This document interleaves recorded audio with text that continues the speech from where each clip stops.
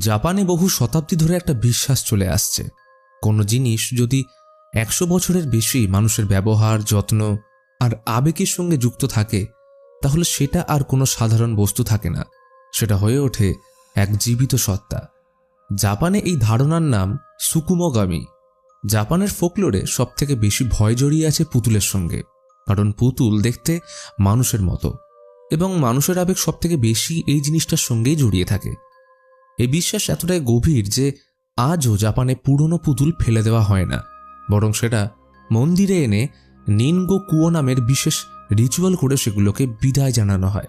কারণ তাদের বিশ্বাস পুতুলগুলো অযত্নে ফেলে দিলে যদি তারা অভিশাপ নিয়ে ফিরে আসে। এই বিশ্বাস থেকেই এসছে ইচিমাৎসু ডলের মতো কুখ্যাত পুতুলের গল্প, যাদের বলা হতো হিউম্যান লাইক ডল। এই পুতুলের কাহিনীর উপর ভিত্তি করেই 2025-এ রিলিজ হয়েছে ডল হাউস নামের একটা জাপানিজ মুভি, যেটা আমাদের সেকেন্ড চ্যানেল সিনেভার্স বাংলাতে একজন রেকমেন্ড করেছিল। তো চলো শুরু করা যাক ডল হাউস মুভির এক্সপ্ল্যানেশন। জাপানের এক সুন্দর সকাল। মেই বন্ধুদের সাথে লুকোচুরি খেলতে ব্যস্ত, তাই ওসিয়ে মার্কেট যাওয়ার আগে ছুরি, সেফটি সুইচ, বাথটাবের ঢাকনা সব চেক করে বেরোলো। হাতে খুব কম সময়, তাই যত দ্রুত সম্ভব জিনিস কিনে বাড়ি ফিরলে দেখে বাচ্চারা ততক্ষণে যে যার মতো চলে গেছে। তবে মেইকে কোথাও খুঁজে পাওয়া যাচ্ছে না। আশেপাশের বাকিদের জিজ্ঞেস করলে জানতে পারল খেলা শেষ হওয়ার পর মেইকে কেউ দেখেনি। সোশ্যাল মিডিয়ার গ্রুপে বাকিদের নক করলেও কোনো লাভ হলো না, তাই পুলিশ ডাকতে বাধ্য হয়। ওসির হাজব্যান্ড তাদাহিকো এই খবর শুনে দ্রুত বাড়ি ফিরলে সেও অবাক, কারণ মেই এইভাবে না বলে তো কোথাও যায় না। পুলিশ সার্চ অপারেশন শুরু করছে জানিয়ে বেরিয়ে যেতেই দুশ্চিন্তা আরও বাড়ল। হিকো লক্ষ্য করে মেইয়ের জুতো কিন্তু ঘরের মধ্যেই রয়েছে, তাহলে ব্যাপারটা কি? হিকো ওসির মন শান্ত করতে ড্রিঙ্কস আনে, তবে বেখেয়ালে গ্লাসটা হাতে লেগে পড়ে যেতেই ওসিয়ে চলে যায় ওয়াশিং মেশিনে কাপড়টা ধুতে। কিন্তু মেশিন অন করতেই ওসিয়ে ভয়ঙ্কর চিৎকার করে ওঠে, কারণ লুকোচুরি খেলার সময় ওয়াশিং মেশিনের ভিতর মেই দম বন্ধ হয়ে মারা গেছে। এরপর কেটে যায় 1 বছর। ওসিয়ে মেয়ের মৃত্যুশোক এখনো কাটিয়ে উঠতে পারেনি। মানসিকভাবে সে এতটাই বিপর্যস্ত যে ভয়ে এখন আর ওয়াশিং মেশিন পর্যন্ত ব্যবহার করে না। মেয়ের মৃত্যুর জন্য সে নিজেকেই দোষী মনে করত, তাই হিকো বিগত কয়েক মাস ধরে তাকে ডাক্তারের কাছে মেডিকেল সেশনের জন্য নিয়ে যায়, কিন্তু এরপরেও তেমন উন্নতি হচ্ছে না। বাড়ির অবস্থা বলতে গেলে এখন নোংরা ডাস্টবিনের মতো, সব কিছুই অগোছালো। হিকোর মা তোশিকো একদিন বাড়িতে এলে উনি ওসির অবস্থা দেখে কাছের একটা টেম্পলের ঠিকানা দেয়, যেখানে মৃত মানুষের ব্যবহারিক জিনিস রিচুয়ালে জ্বালিয়ে অফারিংস করা হয়। মেয়ের জিনিসগুলো রিচুয়ালে দিয়ে যদি কোনোভাবে তার দুঃখ থেকে বেরিয়ে আসে, এই ভেবেই তিনি ঠিকানাটা ওকে দিলে ওসি এতে রাজি হয়ে যায়। পরের দিন ব্যালকনিতে টেম্পলেটটা নিয়ে দাঁড়িয়ে ওসিয়ে নিজের ভাবনায় ডুবেছিল। আচমকা হাওয়ায় সেটা উড়ে রোডে গিয়ে পড়ে। ওসিয়ে ধরতে যত এগোয় হাওয়ার বেগে সেটা ততটাই দূরে গিয়ে পড়ে। অবশেষে টেম্পলেটটাকে পেলে দেখে সেইখানে এক জায়গায় ছোট মতো করে হিউম্যান সাইজ অ্যান্টিক পুতুল বিক্রি হচ্ছে, যেটা জাপানে খুবই কমন। ওসিয়ে নজর যায় বক্সে রাখা একটা পুরনো পুতুলের দিকে, যেটাকে দেখতে খানিকটা মেয়ের মতো। হিকো কাজ থেকে বাড়ি ফিরে ওসিকে দেখে অবাক হয়ে যায়। তাকে আজ বড্ড আনন্দিত ফুরফুরে মেজাজের লাগছিল। যাক, কিছুটা হলেও সেশনগুলো কাজে দিয়েছে। এই ভেবে ফ্রেশ হয়ে খেতে বসতেই হিকো চমকে ওঠে, কারণ পাশের টেবিলে মেয়ের ড্রেস পরে বসানো রয়েছে সেই পুতুলটা। মেয়ে স্মৃতি ভোলাতে ওসিয়ে পুতুলটা চড়া দামে কিনে এনেছে। হিকো একটু অবাক হলো। পুতুলটা কিনেছে ভালো কথা, কিন্তু তাকে আলাদা প্লেটে খেতে দিয়েছে। হিকো বুঝতে পারল পুতুলটার পূর্ব ওনার যেই হোক না কেন তাকে খুব যত্ন সহকারে বানানো হয়েছে। যতদিন যেতে থাকলো ওসিয়ে যেন পুতুলটার প্রতি অবসেস হয়ে পড়ছে। তাকে মেয়ের জামা পরানো, চুল আঁচড়ে দেওয়া, সময় করে খাওয়ানো, নখ কেটে দেওয়া, তার জন্য মেয়ের রুমে ঘুমানোর ব্যবস্থা, ব্যাপারগুলো সত্যিই চোখে লাগার মতো। এমনকি পরের সেশনের ডেট আসলে ওসিয়ে পুতুলটা নিয়ে যায়। তাকে দেখে ডাক্তার খুশি, কারণ অনেকদিন পর ওর মধ্যে পজিটিভ চেঞ্জেস এসছে। কিন্তু হিকোকে চিন্তিত দেখে ডাক্তার জানায় কিছু ক্ষেত্রে মেন্টাল পেশেন্টদের ডল থেরাপি দেওয়া হয়। বিশ্বব্যাপী এক পরীক্ষায় দেখা গেছে ইমোশনাল রিকভারি ও ডিমেনশিয়ার মতো রোগে realistic baby doll first recovery করতে হেল্প করে। তাই ডাক্তার এই ব্যাপারে হিকোকে কোঅপারেট করতে বলে। হিকো একজন ভালো হাজবেন্ডের মতো সেটাই করে। তারা মার্কেট হোক বা কোথাও ঘুরতে যাওয়া, সব ক্ষেত্রে পুতুলটাকে এমনভাবে ক্যারি করতে শুরু করলো যেন এটা তাদেরই সন্তান। ঘরের দেওয়ালে যেখানে আগে মেয়ের ছবি থাকতো সেখানে জায়গা নিল এই পুতুল। সাথে বাড়িতে এখন ঢুকেছে নতুন ওয়াশিং মেশিন। এইভাবে কয়েক মাস কাটে। একদিন ওসিএ সুখবরটা দিল, সে প্রেগনেন্ট। তাদের জীবনে বাড়ি আলো করে আসলো নাওমি। সময়ের সাথে তাকে নিয়ে ব্যস্ত হয়ে পড়লে অবহেলিত হতে শুরু করলো পুতুলটা। তার জায়গা হলো ঘরের এক কোণে বাকি পুতুলগুলোর সাথে। দেওয়ালে এখন ওর জায়গায় নাওমির ছবি। সেদিন নাওমি ভীষণ কাঁদছিল, কিছুতেই চুপ করানো যাচ্ছে না। তাই ওসিএ পুতুলটাকে নিয়ে তার পাশে রাখলে একটা সময় পর কান্না থামলে ঘুমিয়ে পড়ে। বেবি মনিটরে এইসব দেখে তোশিকো খুব খুশি। বর্তমান প্রযুক্তির এইসব টেক দেখে তিনি এক প্রকার অভিভূত। আচমকা নাওমি কেঁদে উঠলে গিয়ে দেখে ওর গলায় পুতুলটার মাথার চুল আটকে গেছিল। এতে যে কোনো দুর্ঘটনা ঘটতে বেশিক্ষণ লাগতো না। কিন্তু অদ্ভুত ব্যাপার, চুলটা এইভাবে গলায় জড়ালো কি করে? রাতে বাড়ি ফিরে আজকের ঘটনা শুনে এতদিন পর হিকো পুতুলের বক্সে জাপানি স্ক্রিপ্চারগুলো দেখে বোঝার চেষ্টা করে যে একটা সামান্য বক্সে এত কিছু লেখার কারণ কি। তারা সিদ্ধান্ত নিল এইবার থেকে তারা পুতুলটাকে বক্সে ভরে স্টোরেজ রুমে ঢুকিয়ে রাখবে। এরপর কেটে যায় 5 বছর। নাওমি এখন বড় হয়ে গেছে, স্কুলে ভর্তিও হয়েছে। আজ স্কুল থেকে কয়েকটা মার্বেল নিয়ে বাড়ি ফিরলে সেগুলো হাত থেকে পড়ে গেলে একটা মার্বেল গিয়ে ঢোকে ছোট্ট স্টোরেজ রুমটায়। নাওমি মার্বেলটা আনতে ঢুকলে একটা অদ্ভুত আওয়াজ শুনতে পেল। ওসিএ তখন কাজ করছিল। নাওমি এসে জিজ্ঞেস করে, আমি কি আয়ার সাথে খেলবো? তখনই মেয়ের হাতে দীর্ঘ 5 বছর পর পুতুলটা দেখে পূর্বস্মৃতিগুলো ঝড়ের বেগে বয়ে যায়। ওসিএ খেয়াল করল বড্ড অদ্ভুত কারণে আয়ার চুল, হাতের নখ এগুলো অস্বাভাবিক রকম বড় হয়ে গেছে। হিকোকে এই বিষয়টা জানালে সে রিসার্চ করে জানতে পারে পুরনো জাপানিজ পুতুলে মানুষের চুল ব্যবহার করা হতো রিয়েলিজমের জন্য। কিন্তু তা বলে নখ বাড়বে কেন? একদিন সকালে রুম পরিষ্কার করার সময় শুনতে পেল নাওমি পুতুলটার সাথে ক্রমাগত বকেই যাচ্ছে, এমনকি তাকে নতুন ড্রেস পরিয়েছে। মাঝরাতে আচমকা নাওমি এসে দুজনের মাঝে শুয়ে পড়ল। ওকে নাকি আয়া ঘুমোতে দিচ্ছে না, সে হিংসে করছে। ওসিএ ব্যাপারটা কর্ণপাত না করে ওকে ঘুম পাড়িয়ে আয়াকে তাকের উপর তুলে রাখল। পরের দিন নাওমি স্কুল থেকে তার নতুন বন্ধু রেনাকে নিয়ে ফিরে সারা বাড়ি মাথায় করে রাখল। নাওমি রেনাকে নিয়ে যায় আয়াকে দেখাতে, কিন্তু দুজনের মধ্যে ঝগড়া লাগলো কারণ নাওমির মতে আয়া ওর সাথে কথা বলে, কিন্তু রেনা কিছুতেই মানতে চায় না। তাই ও আয়ার হাত ধরে মোচড় দিতে শুরু করে। এদিকে ওসিএ ওর মাকে চা করতে দিতে গিয়ে দেখে কালকের আনা দুধ অদ্ভুতভাবে খারাপ হয়ে গেছে। তখনই রেনা কাঁদতে কাঁদতে ছুটে আসে। ওর হাতে 2 জায়গায় কামড়ের দাগ। এইটা দেখে ওসিএ তো সেই বকাবকি করলো নাওমিকে, কিন্তু ওর মতে এটা আয়া করেছে, কারণ রেনা ওর হাত মোচকে দিচ্ছিল। সন্ধ্যায় দুজন মায়ের কাছে এসে সরি চাইলে ওসিএর সব রাগ ভেঙে যায়। সে এতক্ষণ মেয়ের ছবিগুলো দেখছিল। নাওমি মাকে ওর সাথে লুকোচুরি খেলতে বললে ওসিএ বলে তার দিদির ছবিগুলো সাজানো হয়ে গেলে পরে খেলবে। তখন নাওমি বলে তার কোনো দিদিই নেই। এটা শুনে ওসিএ ভীষণ রেগে যায়।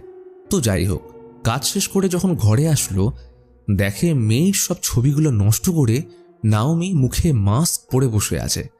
ওসিএর মেজাজ রাগে সপ্তমে চড়ে মাস্ক সরাতেই চমকে উঠল, দেখে আয়া।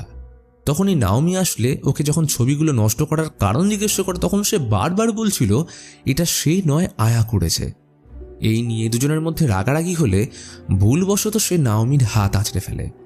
এর কিছুদিন পর স্কুল থেকে নাওমির ম্যাডাম ডেকে পাঠালো, কারণ সে এমন কিছু ড্র করছে যেটা চিন্তার বিষয়। ম্যাডাম তাকে এমন আঁকার কারণ জিজ্ঞেস করায় বলেছিল এইগুলো নাকি আয়া নামের কেউ একজন তাকে আঁকতে বলছে। ম্যাডাম জিজ্ঞেস করে, আচ্ছা এই আয়াটাকে? ওসিএ এইটা শুনে চুপ করে বসে রইল। মাঝরাতে নাওমি আবার দুজনের মাঝে এসে শুয়ে পড়ে। ওসিএ মাথায় হাত বুলিয়ে ওকে কোলে নিতে যেতেই চমকে উঠল, কারণ এটা নাওমি নয়। কিন্তু এটা কি করে সম্ভব? সকালে হিকোকে এই ব্যাপারে বললে কাজে দেরি হয়ে যাওয়ায় ও তেমন পাত্তা দেয় না, বলে হয়তো নাওমি পুতুলটা রেখে চলে গেছিল। নাওমিকে স্কুল বাসে তুলে ওসিএ ছবিগুলো ছিঁড়ে পুতুলটাকে প্লাস্টিকে মুড়ে ওয়েস্টেজের সাথে ফেলে পালিয়ে আসে। কিন্তু বেলায় রান্নার সময় আওয়াজ শুনে বাইরে আসলে দেখে পুতুলটা নিজে থেকেই বাড়ি চলে এসছে। ওসিয়ে রেগে পুতুলটাকে পিটিয়ে ভেঙে ফেললে হঠাৎ দেখা যায় টেবিলের উপর পুতুলটা বসানো রয়েছে। অর্থাৎ ওসিয়ে নাওমিকে এতক্ষণ পুতুল ভেবে পেটাচ্ছিল। সে এই দৃশ্য দেখে ভয় চেঁচিয়ে উঠতেই এক ঝটকায় ঘুম ভাঙল। কে যেন দরজা ঠুকছে। দেখে ম্যানেজার পুতুলটা ফেরত দিয়ে গেছে, কারণ পুতুলটা সাইজে বড় হওয়ায় নর্মাল গার্বেজের সাথে ওটা অ্যালাউ নয়। তাই বেলা অবধি অপেক্ষা করে বড় গাড়ি আসলে ওসিয়ে পুতুলটা ফেলে চলে আসে। কিন্তু কিছুক্ষণ পরে ফায়ার ব্রিগেডের অ্যালার্ম শুনে মেন রোডের দিকে ছুটে আসলে দেখে ক্লিনারদের মধ্যে একজন ওয়েস্টেজ মেশিনে ঢুকে যাওয়ায় দুর্ঘটনা হয়েছে। সৌভাগ্যবশত লোকটা মারা যায়নি। তাই ফায়ার ব্রিগেড গার্বেজ ক্লিয়ার করে লোকটাকে বের করলে পুতুলটাকে সেইখানেই অক্ষত অবস্থায় পড়ে থাকতে দেখে ওসিয়ে। তখনই নাওমি পুতুলটাকে নিয়ে মায়ের উপর রাগ করে বাড়ি ফিরে আসে। মাঝরাতে হিকোর ঘুম ভাঙলে দেখে ওসিয়ে নেই। ডাইনিংয়ে বসে বেবি মনিটরে সে নাওমির কীর্তি দেখছে। নাওমি দিব্যি পুতুলটার সাথে গল্প করছে। তার একবার মনে হয় পুতুলটা যেন ওর সাথে কথা বলছে, অর্থাৎ নাওমির কথাটা মিথ্যে নয়। তবে ঘুমের চোখে হিকো কিছু খেয়াল না করলেও ওসিয়ের আচরণ তাকে ভাবিয়ে তুলছে। সকাল হতে ওষুধ খেয়ে ওসিয়ে একটু বিশ্রাম করবে ভেবেছিল, কিন্তু বাইরে অঝোরে বৃষ্টি নামল। মেয়ে আবার লুকোচুরি খেলবে বলে জেদ ধরেছে। অতঃপর মন না চাইতেও ওসিয়ে উঠে পাশের ঘরে যেতেই যাবে, তখনই দরজাটা নিজে থেকেই বন্ধ হয়ে যায়। প্রথমে ভাবল নাওমির কাজ, কিন্তু বিষয়টা হলো ও যদি দরজার উপরে থাকে তাহলে খাটের উপর চাদর মুড়ি দিয়ে কে বসে। ও সে রীতিমতো রেগে উঠলে ওর পাশ দিয়ে কে যেন হঠাৎ বেরিয়ে ওয়াশিং মেশিনটার দিকে গেল। ওসি মেশিনের ভিতরটা চেক করতে গেলে তখনই বিকৃত মুখে পুতুলটা মেশিন থেকে বেরিয়ে ওকে জাপটে ধরে। ওসি ভয় ছুঁড়ে ফেলে দিতেই বুকটা ছ্যাঁত করে উঠল, কারণ ওটা নাওমি। দ্রুত ডাক্তারের কাছে নিয়ে গেলে সৌভাগ্যবশত চোট তেমন গুরুতর হয় না, কিন্তু ওর পিঠে আঁচড়ের দাগ সন্দেহের আঙুল তুলছে ওসিয়ের দিকে। তাই হিকো ওসিয়ের সাথে কথা বলে আফটার সেশনের বাহানা দিয়ে কিছুদিন এইখানেই তাকে থাকতে বলে। ওসিয়ে প্রথমে রাজি না হলে নাওমির পিঠ এবং ওসিয়ের নিজের হাতের আনকনসিয়াসলি আঁচড়ের দাগ দেখে সে নিজেই রাজি হয়ে যায় থাকতে। ততদিন নাওমি হিকোর মা মানে তোশিকোর কাছে থাকবে। সব প্রস্তাবে রাজি হলেও ওসিয়ে পুতুলটাকে পাশের টেম্পলে গিয়ে নিনগোকু রিচুয়ালে দিয়ে আসতে বলে। হিকো এই কথায় অবশ্য রাজিও হয়। সন্ধ্যায় টেম্পলের সাথে কন্ট্যাক্ট করলে তারা পুতুল সমেত বক্সটা ছবি পাঠাতে বলে জানায় এই মাসের বার্নিং সেরিমনির স্লট বন্ধ করে দেওয়া হয়েছে, তাই নেক্সট মান্থ অবধি অপেক্ষা করতে। তো হিকো স্বাভাবিকভাবে ছবি তুলতে ব্যস্ত হয়ে পড়ে, কিন্তু ছবি তোলার সময় হিকোর নজর যায় ডল ওনারের নাম কোকিজি ইয়াসুমোতোর দিকে, যেটা তিনি তার মেয়ে রেইর জন্য বানিয়েছিলেন। ছবিগুলো টেম্পল আধিকারিকদের সেন্ড করে হিকো ইয়াসুমোতোর ব্যাপারে নেটে সার্চ করলে জানতে পারে জাপানের শোয়া যুগের শুরুর দিকে মানে 1926-এর সময়কালে ইয়াসুমোতো নামের এক প্রসিদ্ধ ট্র্যাডিশনাল লিভিং ডল মেকার ছিলেন। তার বাসস্থান ছিল নিগাটা ইজুমিচি গ্রামে। তিনি তার মেয়ে রেইর জন্য একটা পুতুল বানিয়েছিলেন, যেটা পরবর্তীকালে তার সবথেকে বিখ্যাত ডলের মধ্যে একটা হয়। এই পুতুলটাকে দেখতে এতটাই বাস্তব যে রেইয়ের সাথে অনেকে পুতুলটাকে গুলিয়ে ফেলত। তখনই টেম্পল থেকে কল আসলে জানায় পুতুলটাকে যত তাড়াতাড়ি সম্ভব কাল বার্নিং সেরিমনিতে বক্সে ঢুকিয়ে আনতে, কারণ পুতুলটা নাকি অভিশপ্ত। এমনকি ওরা কাল লোক পাঠাচ্ছে পুতুলটাকে আনার জন্য। তাদের কথায় ও হাবভাবে হিকো প্রচণ্ড অবাক হয়ে পুতুলটার ব্যাপারে আরও সার্চ করলে দ্য অকাল্ট রেঞ্জার নামের এক ইউটিউব চ্যানেলের ভিডিও নজরে পড়ে। তারা 5 জন রিসেন্টলি নিগাটা কানাজিমা আইল্যান্ডের লিভিং ডলের খোঁজে গিয়ে একটা ভ্লগ বানিয়েছে। লোকালদের মতে নিগাটার এই আইল্যান্ড ইয়াসুমোতোর লিভিং ডলের কারণে হন্টেড। শোনা যায় ইয়াসুমোতোর মেয়ে রেই একদিন আচমকা নিখোঁজ হয়ে যায়। অনেক খোঁজার পরেও তার বডি পাওয়া যায় না, ফলে পুলিশ তাকে মৃত ঘোষণা করে। এই ঘটনার শোকে তার স্ত্রী তাইকো মানতে শুরু করে পুতুলটার মধ্যে নাকি রেই আছে। ধীরে ধীরে তাইকো অসুস্থ হতে শুরু করে এবং একটা সময় পর তার মৃত্যু হয়। মৃত্যুর আগে তার শেষ ইচ্ছে ছিল তাকে যেন সেই পুতুলটার সাথে কানাজিমা আইল্যান্ডে কবর দেওয়া হয়, কিন্তু আসল ঘটনা শুরু হয় তার মৃত্যুর পর, কারণ কবর থেকে সেই পুতুলটা গায়েব হয়ে যায়। লোকেরা বলে পুতুলটা এখনও তার ওনার রেইকে খুঁজে বেড়াচ্ছে। এরপর থেকেই আইল্যান্ডটা হন্টেড। তবে এই জায়গার একটা বিশেষত্ব আছে, সেটা হলো এই দ্বীপে যাওয়ার জন্য যে রাস্তাটা আছে সেটা দিনে মাত্র 2 ঘন্টার জন্য ভেসে ওঠে যখন স্রোত কম থাকে। তারপরে এটা আবার জলের তলায় চলে যায়। এরা সেই মতো যাত্রা শুরু করলেও শেষমেশ কিছুই দেখতে পায় না। এদিকে নাওমি তখন তোশিকোর বাড়িতে। তোশিকোকে ঘুম পাড়িয়ে পুতুলটা পাশে রেখেই চলে যায়, কারণ খুব স্বাভাবিকভাবে এই পুতুলটার ব্যাপারে তিনি কিছুই জানতেন না। টিভি অন করে শরবতটা মুখে দিতেই বেজার হয়ে গেল। অদ্ভুতভাবে শরবতটা খারাপ হয়ে গেছে। তিনি বেসিন থেকে ফিরতেই দেখে নাওমি টিভি দেখছে। ওর জন্য তোশিকো ফ্রিজ থেকে ড্রিঙ্কস আনতে গেলে নাওমি আদর নেওয়ার জন্য পিঠে যাবে। তোশিকো ওকে নিয়ে আবার ঘুম পাড়াতে যেতেই চমকে ওঠে, কারণ বেডে নাওমি দিব্যি ঘুমোচ্ছে এবং ওর পিঠে রয়েছে পুতুলটা। তোশিকো হিকোকে ফোন করে বিষয়টা জানিয়ে পুতুলটা স্টোরেজ রুমে ঢুকিয়ে বন্ধ করে দেয়। হিকো বলে চিন্তার কোনো কারণ নেই, কাল সকালে এই পুতুলটাকে টেম্পলে পাঠিয়ে দেওয়া হবে। ফোন রেখে হিকো বেবি মনিটরটা শিফট করতেই যাবে, তখনই ওটা হাতে লেগে অন হয়ে গেলে একটা পুরনো রেকর্ডেড ভিডিও প্লে হয়। দেখে নাওমি যখন আয়াকে জিজ্ঞেস করে তার বাড়ি কোথায়, তখন পুতুলটার সাথে নাওমি রিপিট করে একটা জায়গার নাম, নিগাটা প্রিফেকচার, কুরাকাওয়া জেলা, অর্থাৎ যেখানে ডল মেকার ইয়োসুমোতো তার মেয়ে রেইকে নিয়ে থাকতেন। এইখান থেকে সে আরও একটা অদ্ভুত তথ্য জানতে পারে যে জাপানের কিছু জায়গায় রেই নামটাকে বিভিন্নভাবে উচ্চারণ করা যায়, যার মধ্যে একটা হলো আয়া, অর্থাৎ যে নামটা নাওমি পুতুলটাকে দিয়েছিল। এটা জানা মাত্রই হিকো সেই রাতেই বক্সটা নিয়ে রওনা দেয় মায়ের বাড়ি। এদিকে তোশিকো শুনতে পেল স্টোরেজ রুমটা থেকে ঠকঠক আওয়াজ আসছে। সে গিয়ে চেক করলে দেখে পুতুলটা নেই। তখনই ভয়ে নাওমির রুমে আসলে দেখে সেও উধাও। তোশিকো পাগলের মতো নাওমিকে খুঁজতে বেরিয়ে যায়। একটা লোককে সাইকেল নিয়ে আসতে দেখে তার থেকে জানতে পারল একটু দূরেই নাকি দুটো বাচ্চা মেয়েকে হাত ধরে ব্রিজ দিয়ে হাঁটতে দেখেছে। তোশিকো সেই মতো একটু আসতেই দেখে নাওমি ব্রিজের ধারে বসে। এই দৃশ্য দেখে বুক কেঁপে ওঠে তোশিকোর, যে কোনো মুহূর্তে দুর্ঘটনা ঘটতে চলেছে। তোশিকো কোনো মতে ওকে ধরতে গেলে নাওমি দিল ঝাঁপ। এদিকে হিকো বাড়ি পৌঁছে দেখে মা নেই, আর নাওমির মুখে লেগে রক্ত।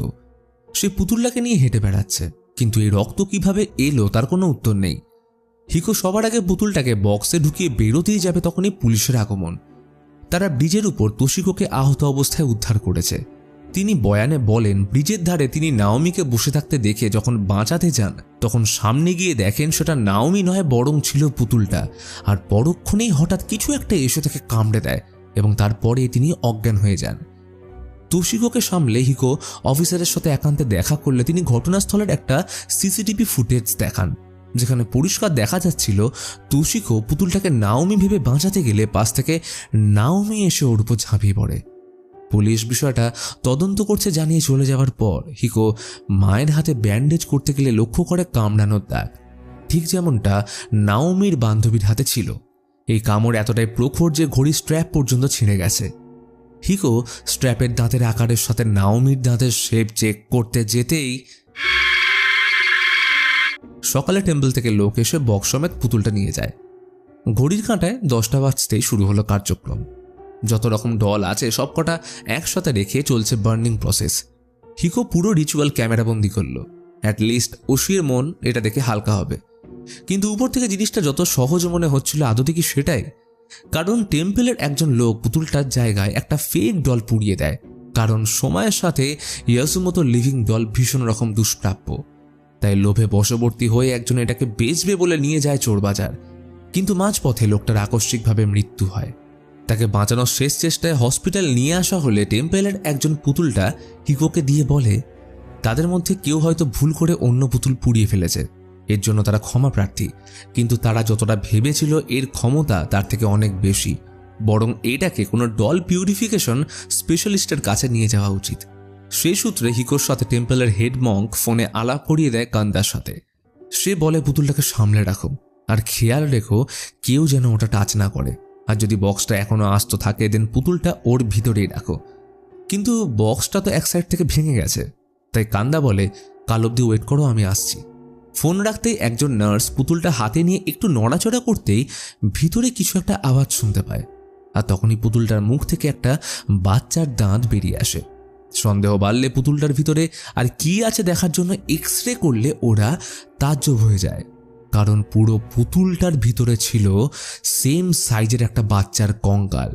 অর্থাৎ এটা কোনো পুতুল নয় বরং রিয়েল লাইফ হিউম্যান ডল। কিন্তু এটা কি করে সম্ভব? বিষয়টা এখন অন্যদিকে চলে গেছে, তাই পুলিশ ডাকতে বাধ্য হলো। অফিসার এদের থেকে পুতুলের গল্পটা জানলে এক ফোঁটাও বিশ্বাস করে না, তাই সে পুতুলটা কাস্টাডিতে রাখবে, কারণ এটা কোনো ক্রাইম সাসপেক্ট হতে পারে। সকালে অফিসার পুতুলটা নিয়ে যাওয়ার সময় হসপিটালে পৌঁছায় কান্দা। তাকে পুতুলের ভিতর কঙ্কালটা থাকার খবর দিতেই ও জাস্ট পুতুলের একটা ছবি তুলে অফিসারকে দিয়ে বলে, যদি বিশ্বাস না হয় এইটা সময় করে দেখে নিও। অফিসার তেমন পাত্তা না দিয়ে ছবিটা নিয়ে ল্যাবের দিকে রওনা দেওয়ার আগে কান্দা অফিসারের থেকে একটা অদ্ভুত অনুমতি চাইল। ল্যাব পৌঁছানো অবধি তারা ওনার গাড়ি ফলো করবে, যাতে রাস্তায় কোনো বিপদ না ঘটে। অতঃপর সেটাই হলো। প্রথমে সব ঠিক থাকলেও একটা টানেলে ঢুকতেই অফিসার কান্দার দেওয়া সে ছবিটা দেখে ডলের এক ভয়ঙ্কর রূপ। তখন এই পাশের সিট থেকে পুতুলটা উধাও হয়ে গেলে তার গাড়ির সাথে একটা বাচ্চার অ্যাক্সিডেন্ট হয়। অফিসার হকচকিয়ে বাইরে আসলো। চাকার মধ্যে একটা বাচ্চাকে ঢুকে থাকতে দেখে তাকে বাঁচানোর জন্য অনেক চেষ্টা করেও কোনো লাভ হয় না। কান্দা যখন সেখানে পৌঁছয় দেখে অফিসার পুতুলটাকে কোলে নিয়ে বসে কাঁদছে। কান্দা বেগতিক বুঝে অফিসারকে ইলিউশন থেকে বের করে পুতুলটা মন্ত্রপুত বক্সে বন্দি করে সোজির সাথে দেখা করতে যায়। এই লোকটা ইয়াসুমোতোকে নিয়ে বহু বছর ধরে স্টাডি করছে। সেখানে পৌঁছলে তিনি পুতুলটা দেখা মাত্রই অ্যাসিওর করেন যে এটা 100% ইয়াসুমোতোর ডল। কান্দা পুতুলের মধ্যে কঙ্কাল থাকার ঘটনা জানালে সোজি প্রথমে অবাক হলেও সে একটা গল্প শোনায়। কর্মজীবনের শুরুর দিকে নিগাটাতে তখন তিনি পুলিশ হিসেবে কর্মরত। একদিন হঠাৎ ইয়াসুমোতো এসে রিপোর্ট করে যে তার মেয়ে আয়া মিসিং। কিন্তু ব্যাপারটা যতটা সহজ দেখাচ্ছিল ততটা নয়। এইখান থেকে ঘটনা ফ্ল্যাশব্যাকে যায় এবং আমরা আয়াকে দেখি। তার মা তাইকো তাকে সেই গানটা শোনাচ্ছিলেন, যেটা ওশিয়ে মেই এবং নাওমিকে ঘুম পাড়ানোর সময় গাইত।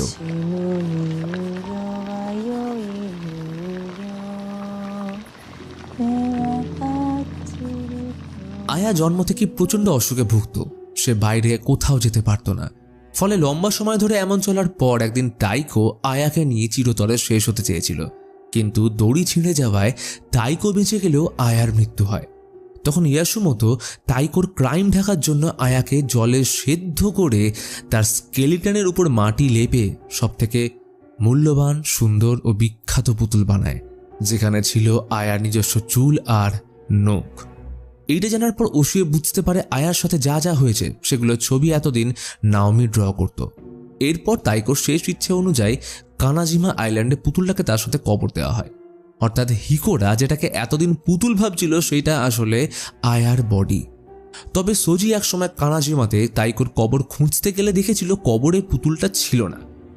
সবাই এটাকে ভৌতিক ঘটনার সাথে কানেক্ট করলেও আসল সত্যিটা হলো সেই সময় ইয়াসুমোতোর ডল চড়া দামে বিক্রি হতো।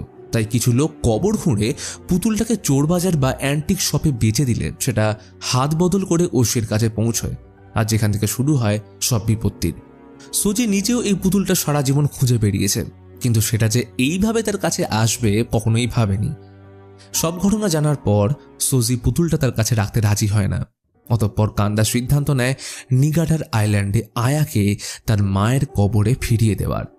তবে আয়ার ঘটনা জানার পর ওসিএ অভিযানে তার সাথে যাওয়ার জেদ করলে হিকোর সাথে তারা বেরিয়ে পড়ে নিগাটার উদ্দেশ্যে। তারা লম্বা রাস্তা ড্রাইভ করার সময় হিকো তাদের অকাল্ট রেঞ্জারের ভিডিও দেখিয়ে বলে, সবাই যেটা বলে যে কানাজিমা হন্টেড প্লেস, আদতে তেমন কিছুই নয়, সবটাই হোপস। কিন্তু কান্দা ভিডিওতে একটা জিনিস লক্ষ্য করে, অকাল্ট রেঞ্জারদের গ্রুপের 5 জন সেখানে গেছিল, কিন্তু আইল্যান্ড থেকে ফেরার পথে তাদের 5 জন ছাড়াও ভিডিওতে আরেকজনকে দেখা যায়। তাহলে প্রশ্ন হলো, 5 জন যদি এক ফ্রেমে থাকে তাহলে ভিডিওটা কে করছিল? অবশেষে ওরা নিগাটাতে পৌঁছে হোটেল ভাড়া নেয়। সেই হোটেলে নিগাটার একটা পুরোনো ম্যাপ পেলে কান্দা সেটাকে তার রিচুয়ালে কাজে লাগায় এবং এর মাধ্যমে তারা তাইকোর কবরের নিয়ারেস্ট লোকেশন ট্র্যাক করতে পারে। কিন্তু এইটা করার সময় পুতুলটার ভিতরে থাকা আয়ার আত্মা ভয়ঙ্কর রূপে ওদের হন্ট করে এবং অনেক চেষ্টা করার পর তাকে মন্ত্রপুত কাপড়ের দ্বারা বন্দী করতে সক্ষম হয়।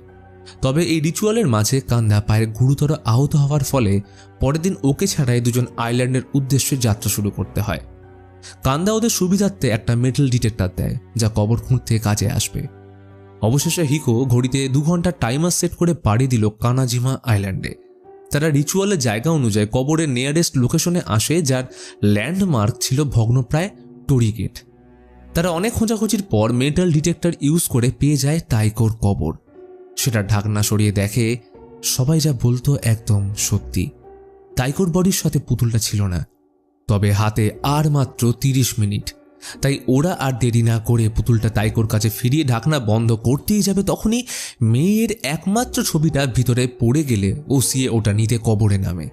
কিন্তু বেখেয়ালে ধূপের জ্বলন্ত অংশটা ভিতরে পড়ে পুতুলটাকে যে মন্ত্রপুত কাপড় দিয়ে বেঁধে রাখা হয়েছিল সেটা পুড়ে গেলে আয়ার আত্মা তাকে কবরে চেপে ধরে।